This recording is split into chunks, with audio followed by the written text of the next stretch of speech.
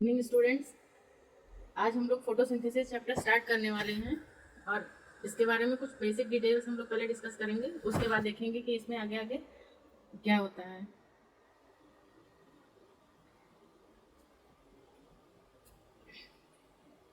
तो सबसे पहले टर्म है फोटोसिंथेसिस। फोटोसिंथेसिस से क्या समझते हैं? ये बेसिकली दो वर्ड से मिलकर के बना हुआ है। सबसे पहला वर्ड क्या है? फोटो, और दूसरा क्या है? सिंथेसिस। फोटो मीन्स तो समझते ही होंगे आप सभी, क्या होता है? लाइट। लाइट वो भी कौन सी? किसी भी तरीके की लाइट की बात कर सकते हैं, लेकिन यहाँ पे हम बेसिकली प्लांट्स की बात करेंगे। तो प्लांट्स कौन सी लाइट यूज़ करते हैं? सनलाइट यूज़ करते हैं। इसीलिए प्लांट्स ने कौन सी लाइट यूज़ की है? सनलाइट यूज़ की है। और सिंथेसिस मतलब क्या होता है? फॉर्मेशन, यानी कि किसी चीज़ को बनाना। तो प्लांट्स क्या सिंथेसाइज करते हैं? अपना खाना सिंथेसाइज करते हैं। किसके प्रेजेंस में? सनलाइट के प्रेजेंस में। इसीलिए इस प्रोसेस को क्या कहते हैं? फोटोसिंथेसिस। सिंपल डेफिनेशन मतलब जो अब तक आप लोगों ने स्कूल लेवल पे या मतलब कॉलेज में भी पढ़ा ही होगा कि the process by which plant makes their food by themself is known as photosynthesis. और फिर जब थोड़ा और हायर क्लासेस में आए तो उसमें हमने क्या क्या ऐड कर दिया कि plants make food by the use of CO2। क्या क्या यूज कर रहे हैं प्लांट्स? CO2 यूज कर रहे हैं, और साथ में क्या यूज कर रहे हैं? वाटर यूज कर रहे हैं। और किसके प्रेजेंस में हो रहा है ये चीज? सनलाइट के प्रेजेंस में हो रहा है। और साथ ही साथ क्या ज़रूरत है? क्लोरोफिल की ज़रूरत है। और क्या बना रहे हैं? ग्लूकोज का एक मॉलिक्यूल बनेगा। और साथ ही साथ जो सबसे ज़रूरी चीज़ है वो क्या है? हमें ऑक्सीजन मिलने वाली है। तो प्लांट्स ने CO2 लिया। ये कहाँ से लिया? हमारे एटमॉस्फेयर में है। वाटर वेपर्स भी हमारे एटमॉस्फेयर में है। और बाकी प्लांट्स की बात कर रहे हैं तो वो रूट से भी वाटर लेते हैं।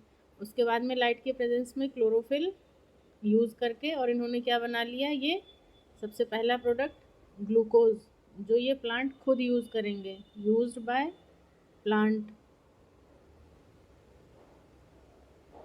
और दूसरा क्या है? ऑक्सीजन, जो ये हमें दे रहे हैं, जिसकी वजह से हम क्या कर रहे हैं? सरवाइव कर रहे हैं। वरना अगर प्लांट सिर्फ यहीं तक सीमित रह जाते तो क्या लाइफ पॉसिबल थी? नहीं। तो प्रोसेस है फोटोसिंथेसिस का। इसमें बेसिकली दो तरीके की रिएक्शंस इन्वॉल्व होती हैं। मैं यहाँ पे इस इक्वेशन को दोबारा से लिखती हूँ और फिर आप सभी इसको समझने की कोशिश कीजिए। CO2 ये हमने कहाँ से लिया? एटमॉस्फेयर से लिया। और वाटर लिया। उसके बाद में लाइट के प्रेजेंस में। और ये सब प्रोसेस कहाँ पे हो रहा है? क्लोरोप्लास्ट में हो रहा है। क्लोरोप्लास्ट में हो रहा है। और ये क्या बन रहा है? C6H12O6 plus 6 oxygen. अब देखिए यहाँ पे दो तरीके की रिएक्शंस हो रही हैं एक ही इक्वेशन में। एक हो रही है रिडक्शन,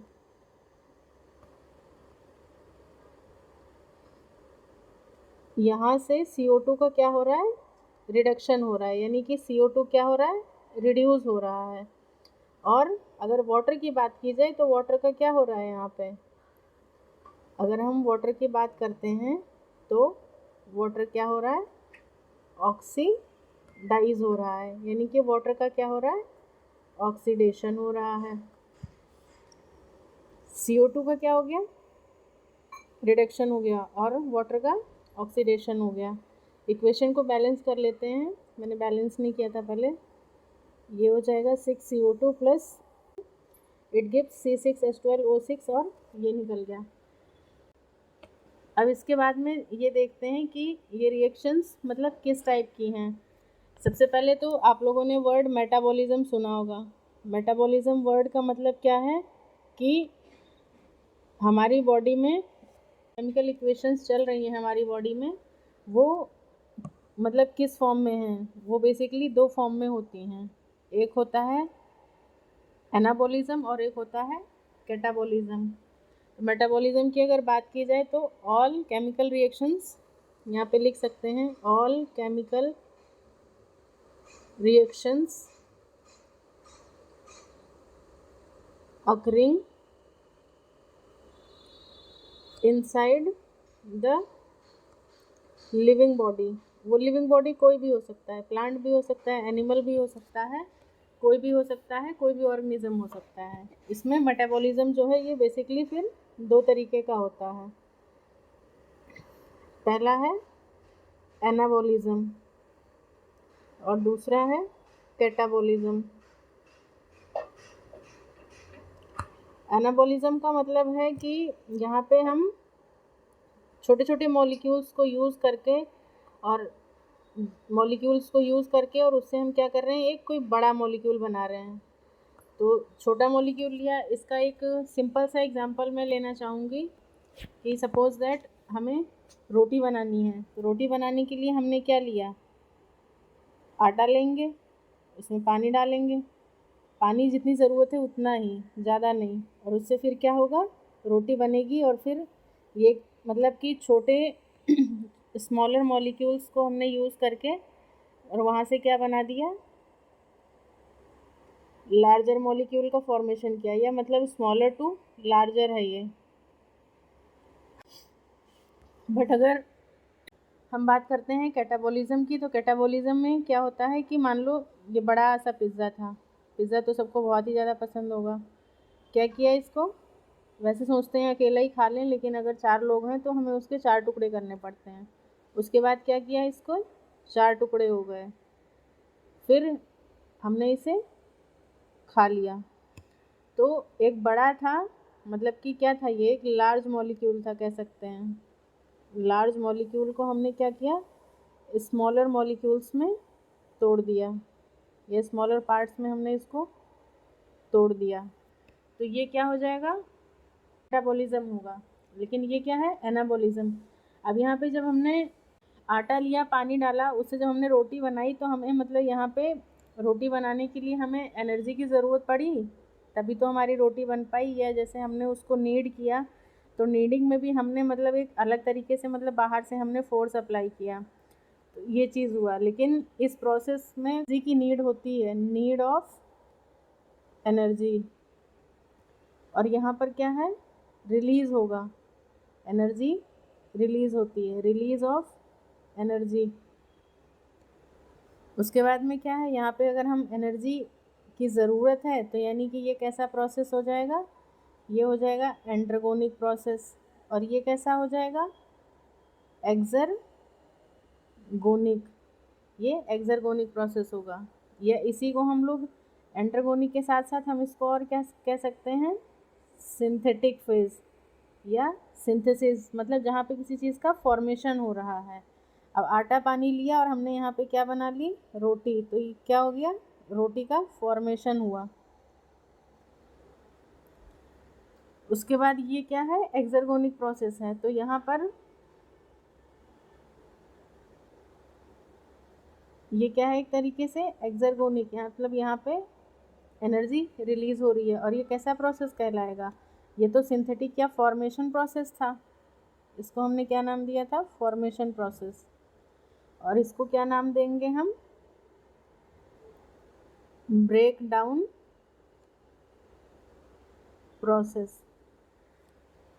तो ये था अब तक का एक छोटा सा जनरल इंट्रोडक्शन अबाउट फोटोसिंथेसिस, कि जैसे फोटोसिंथेसिस होती क्या है, कैसे है, मतलब बहुत बेसिक से मैंने बताने की कोशिश की है। I hope you guys will understand.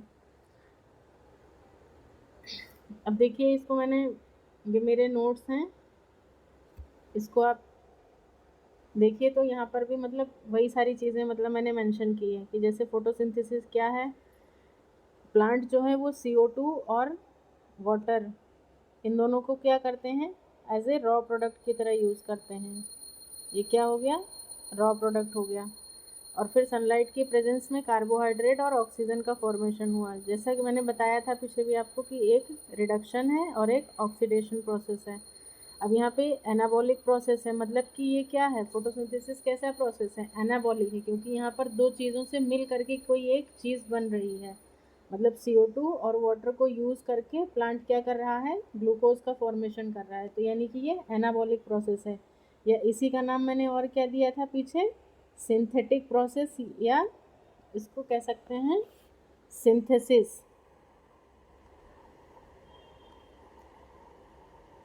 Synthesis, synthesis process कह सकते हैं या फॉर्मिंग प्रोसेस भी कह सकते हैं, फॉर्मिंग प्रोसेस। और दूसरा क्या है, ये एंड्रोगोनिक है, मतलब यहाँ पे हमें एनर्जी की नीड है, बिना एनर्जी के क्या हमारा ये प्रोसेस कंप्लीट हो पा रहा था, नहीं। अब जैसे मैंने रोटी बनाने का एग्जांपल लिया था, तो उस कंडीशन में क्या था कि हम बिना हीट एनर्जी यूज़ किए क्या हम रोटी बना ले रहे थे, नहीं। तो इस तरह से ये एंड्रोगोनिक प्रोसेस है। दूसरा ये रिडक्शन भी हो रहा है, यहाँ पे रिडॉक्स रिएक्शन का मतलब क्या है, यहाँ पर रिडक्शन भी हो रहा है और ऑक्सीडेशन भी हो रहा है। फिर फोर्थ पॉइंट है, ये फिजिको केमिकल प्रोसेस है। फिजिको केमिकल का मतलब कि यहाँ पर रेडिएंट एनर्जी जो है, मतलब लाइट एनर्जी की अगर बात की जाए तो रेडिएंट एनर्जी किस में चेंज हो रही है, केमिकल एनर्जी में। रेडिएंट मतलब क्या हो गया, यहाँ पर लाइट एनर्जी को यूज़ करके हमने जो भी प्रोडक्ट बनाया, हमारा जो ग्लूकोज बना वो क्या है, एक केमिकल है, मतलब कि रेडिएंट एनर्जी को केमिकल एनर्जी की फॉर्म में चेंज किया। बाकी मैंने बताया मेटाबॉलिज्म क्या है, sum total of all chemical reaction occurring inside the living body of any organism. किसी भी ऑर्गेनिज्म की बॉडी में अगर किसी भी तरीके की केमिकल रिएक्शन हो रही है तो वो किस किस प्रोसेस के तहत आती है, मेटाबॉलिज्म के अंडर में आती है। उसके बाद में मेटाबॉलिज्म कितने तरीके का था मैंने बताया था, एक है एनाबॉलिज्म और एक है कैटाबॉलिज्म। एनाबॉलिज्म में क्या मतलब हुआ कि छोटे छोटे मॉलिक्यूल्स से मिला करके हमने कॉम्प्लेक्स स्ट्रक्चर या कॉम्प्लेक्स मॉलिक्यूल का फॉर्मेशन किया, छोटे छोटे मॉलिक्यूल्स को यूज़ किया और एक बड़ा मॉलिक्यूल बना दिया। लेकिन कैटाबॉलिज्म, जैसे कैटा वर्ड ही काटने से मतलब ऐसे लर्न कर लो कि कॉम्प्लेक्स स्ट्रक्चर था कोई भी, उसको हमने तोड़ करके स्मॉलर स्ट्रक्चर में चेंज कर दिया। उसके बाद में नीड ऑफ एनर्जी की अगर बात की जाए तो एनाबॉलिज्म में हमें एनर्जी की नीड है, एंड्रोगोनिक प्रोसेस है, क्यों, क्योंकि हमें बाहर से हीट देने की ज़रूरत पड़ रही थी। और ये कैसा होगा, सिंथेटिक या सिंथेसिस प्रोसेस है, मतलब यहाँ पे कुछ फॉर्म कर रहे हैं हम, किसी चीज़ का क्या हो रहा है, फॉर्मेशन हो रहा है। दो चीज़ों को मिला करके हम एक नई चीज़ का फॉर्मेशन कर रहे हैं, तो ये एंड्रोगोनिक प्रोसेस होगा। बट कैटाबॉलिज्म कैसा है, एक्सर्गोनिक प्रोसेस है, मतलब यहाँ पे एनर्जी रिलीज हो रही है, और ये एक्सर्गोनिक का मतलब क्या हो जाएगा, ये ब्रेक डाउन प्रोसेस है।